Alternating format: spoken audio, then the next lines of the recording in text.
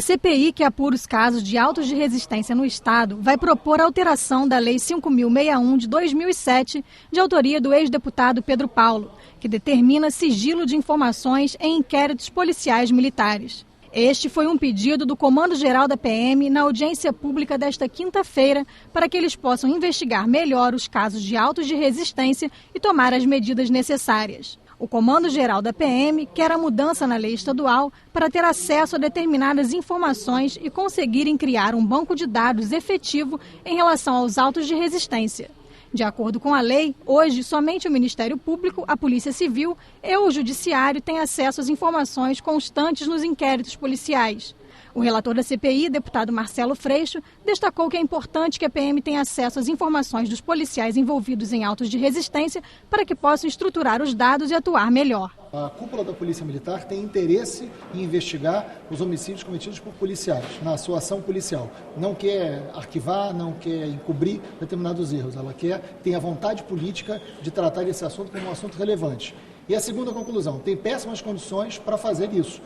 Não tem as informações básicas necessárias, não recebe a informação sequer da autoria, de qual policial cometeu quantos autos de resistência, não consegue ter essa informação. O sistema de informação é absolutamente precário, o que faz com que essa polícia não consiga, muitas vezes, cumprir aquilo que é o seu melhor objetivo, que é não encobrir ou não facilitar que o erro do policial possa ser prorrogado. Desde que assumiu o comando da corporação no final de 2014, o coronel Pinheiro Neto vem implementando medidas para a melhoria do sistema de pacificação no Estado, que, segundo ele, já se encontrava em processo de colapso. Em 2013 e 2014, houve um aumento da violência no Estado do Rio devido à readaptação do crime organizado. E no mesmo período foi verificado que o número de confrontos praticamente dobrou nas áreas com UPPs. Para reverter esse quadro crítico, foram estabelecidos critérios de evolução nessas áreas e iniciado um treinamento com os policiais para retomar a aproximação com a população.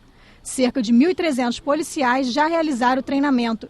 E a estimativa é que em 3 anos e meio, 10.000 policiais sejam capacitados. Tivemos que fazer uma métrica, e essa métrica foi justamente o confronto polícia marginal à lei. Aí nós passamos a entender uma outra lógica que estava acontecendo nas UPPs e fizemos as mudanças. Isso já tem 1 ano.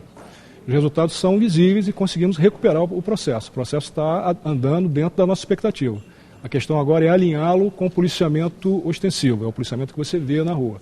Isso, temos um outro projeto chamado Companhias Integradas de Polícia de Proximidade, e esse é o futuro, é o alinhamento do policiamento ostensivo com o policiamento de pacificação.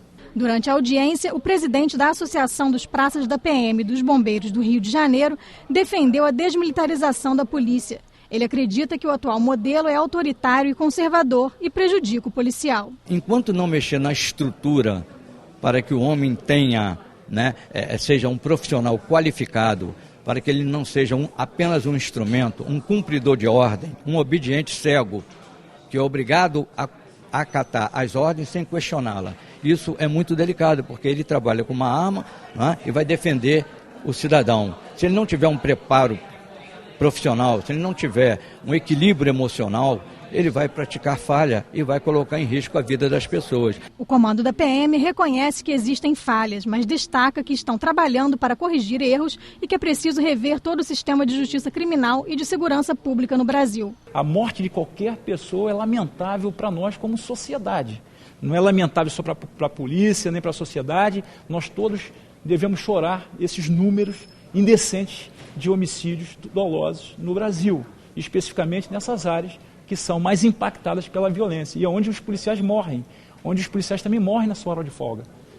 Então isso é uma tragédia que nós temos que encarar. Precisamos rever todo esse sistema de justiça criminal e segurança pública no Brasil e que nos impede, que nos condiciona e que nos impõe uma fatura, um custo muito alto para as polícias, principalmente para a Polícia Militar, que é a polícia que tem o policiamento ostensivo. Segundo a Anistia Internacional, que também depôs na audiência, entre 2005 e 2014 foram registradas 8.466 vítimas de autos de resistência no estado do Rio, sendo que 5.132 ocorreram na capital. Só em 2014 aconteceram 244 mortes em decorrência de atividade policial no estado, o que representa cerca de 15% do total de homicídios. No entanto, esses números podem ser maiores, já que muitos casos não são registrados como auto de resistência, mas sim como homicídio comum. Alguns casos, como o Eduardo, o menino Eduardo do Alemão, de 10 anos, que foi morto na porta de casa, e ontem mesmo o Ministério Público apresentou uma denúncia